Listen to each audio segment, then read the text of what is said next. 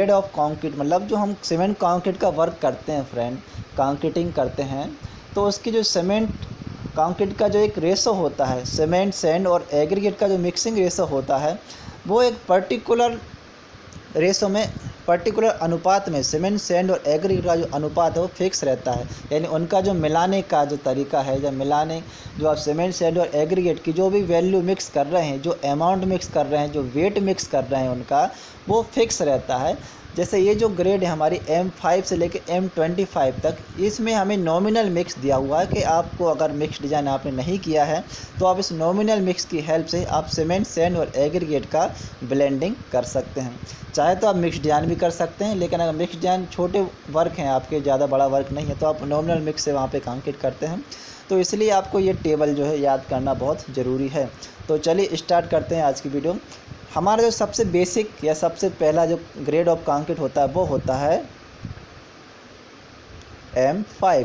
ठीक है, यहाँ पर M है मिक्स और 5 है हमारी 28 डेज में इस पर्टिकुलर ग्रेड ऑफ कंक्रीट की मेगा पास्कल में कंप्रेसिव स्ट्रेंथ, यानी कि जो M5 ग्रेड की कंक्रीट रहेगी उसकी 28 डेज की कंप्रेसिव स्ट्रेंथ 5 मेगा पास्कल या 5 न्यूटन पर mm² रहेगी। ठीक है, M7.5 की 7.5 MPa, M10 की 10 MPa, M15 की 15 MPa, M20 की 20 MPa और M25 की 25 MPa 28 डेज में कंप्रेसिव स्ट्रेंथ आएगी। चलिए अब आते हैं मुद्दे पर। मुद्दा हमारा यह है कि इस टेबल को याद कैसे करना है। तो देखिए फ्रेंड, सीमेंट, सैंड और एग्रीगेट, ये जो आपके जो मेन इंग्रेडिएंट्स होते हैं कंक्रीट के, ये आपको मिलाना होते हैं। तो सीमेंट को आप हमेशा 1 यूनिट मान के चलें। ठीक है, सीमेंट को आप फिक्स कर लें कि हमें एक उसको सीमेंट को लेकर चलना है। आप 1 बैग ले सकते हैं, 1 क्यूबिक मीटर, ये वैसे आपका वाई वेट ही है।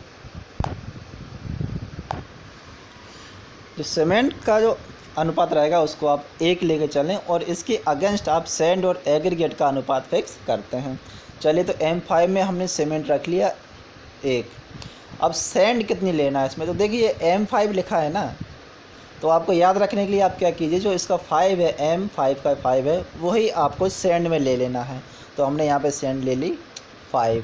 ठीक है, अब जो एग्रीगेट रहेगा, एग्रीगेट हमेशा आपको सैंड का डबल वैल्यू लेना है, यानी 5 का डबल हो जाएगा, 5 × 2 हो जाएगा हमारा 10। ठीक है, तो इस प्रकार से M5 का जो ब्लेंडिंग रेशो हो जाएगा वो हो जाएगा 1:5:10। इसी प्रकार से आगे चलते हैं M7.5 ग्रेड कंक्रीट पे। यहाँ पर भी सीमेंट हमें रखना है 1। ठीक है, 1 फिक्स कर लीजिए आप। इसके अगेंस्ट हमारी सैंड रहेगी 4। ठीक है, M5 में हमारी थी 5, इसमें से 1 कम कर दीजिए। देखिए M7.5 यानी पे यहाँ पे हमारी कंप्रेसिव स्ट्रेंथ बढ़ रही है। कंप्रेसिव स्ट्रेंथ कब बढ़ेगी, जब आपका सीमेंट का कंटेंट ज़्यादा हो जाएगा और एग्रीगेट का कंटेंट कम हो जाएगा, क्योंकि स्ट्रेंथ आपकी सीमेंट से ही आनी है ज़्यादातर। तो आप सीमेंट को बढ़ाना है यहाँ पे और एग्रीगेट को हमें कम करना है। इसलिए यहाँ पे हमने क्या किया है, सैंड को कम कर दिया है। सैंड को कितना कम किया है, M5 में हमारी सैंड थी 5, तो M7.5 में हमारी सैंड हो जाएगी 4। ठीक है, 1 कम आपने कर दिया, तो सीमेंट हो जाएगा 1 और सैंड हो जाएगी 1:4 और इसका डबल हो जाएगा 8। यानी कि M7.5 के लिए जो रेशो बनेगा वो बनेगा 1:4:8। ठीक है, 1 4 8 M7.5 के लिए हो जाएगी। M10 में चलेंगे तो यहाँ पे सीमेंट हमें 1 ही रखना है। अब फिर से यहाँ पे एग्रीगेट को और कम कर दीजिए, यानी सैंड भी हमारा एग्रीगेट का ही पार्ट होता है, तो 4 से 1 और कम आ जाएंगे तो M10 में हमारी सैंड हो जाएगी 3 और इसका डबल हो जाएगा हमारा एग्रीगेट, यानी कि 1 3 6। M15 में सीमेंट को 1 लेके चलिए आप। M15 में आप एग्रीगेट को और कम करना है तो 3 हमारा था M10 के लिए, तो M15 के लिए आप 1 और कम करके यहाँ पे कर दीजिए 2 और एग्रीगेट सैंड का डबल होना है, यानी कि सैंड है हमारी 2 तो एग्रीगेट यहाँ पे हो जाएगा 4। M20 में सीमेंट को आप 1 लेके चलेंगे। अब M15 से M20 आने में हमारा एग्रीगेट थोड़ा सा, हमें यहाँ पर 1 कम हो रहा था, अब हमें यहाँ पे आधा कम करना है। ठीक है, तो आप 2 में से आधा कम करेंगे तो ये हो जाएगा हमारा 1.5, यानी कि 2 - 0.5 हो जाएगा 1.5। तो M20 के लिए सीमेंट 1 सैंड 1.5 और इसका डबल आप कर देंगे तो ये हो जाएगा हमारा एग्रीगेट 3। तो इसका रेशो हो जाएगा 1:1.5:3 M25। यहाँ पर हमारे सीमेंट एक ही रखना यहाँ पे।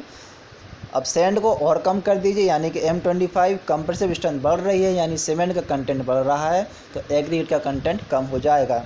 तो एग्रीगेट का कंटेंट M20 में था 1.5, तो M25 में ये हो जाएगा 1 और इसका डबल हो जाएगा एग्रीगेट जो हो जाएगा हमारा 2, यानी कि M25 के लिए एग्रीगेट हो जाएगा, रेशो हो जाएगा हमारा C, यानी कि सीमेंट 1:1:2 1:1:2 का रेशो हमारा M25 के लिए हो जाएगा। सिंपल सी ये बात है। तो सैंड रहेगी, ये जो एग्रीगेट आपका जो कोर्स एग्रीगेट रहेगा वो सैंड का आपको डबल लेके चलना है।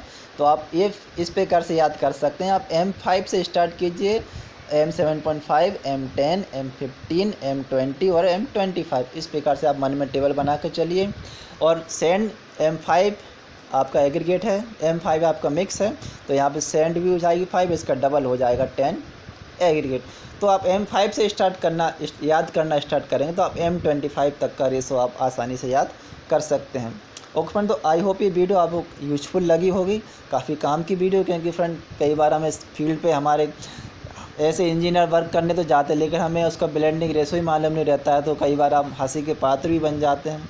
तो उस बदनामी से ही बचने के लिए आपको फ्रेंड ये वीडियो देखने चाहिए और टेबल आपको ईजीली याद कर लेनी चाहिए। ओके फ्रेंड, तो आज की वीडियो में बस इतना ही। फिर से मिलेंगे आपसे एक नई वीडियो में। चैनल को सब्सक्राइब नहीं किया है तो फ्रेंड भाई की चैनल को जरूर सब्सक्राइब कर लीजिए और वीडियो को दूसरे फ्रेंड के साथ भी शेयर कीजिए। Okay friend, good bye.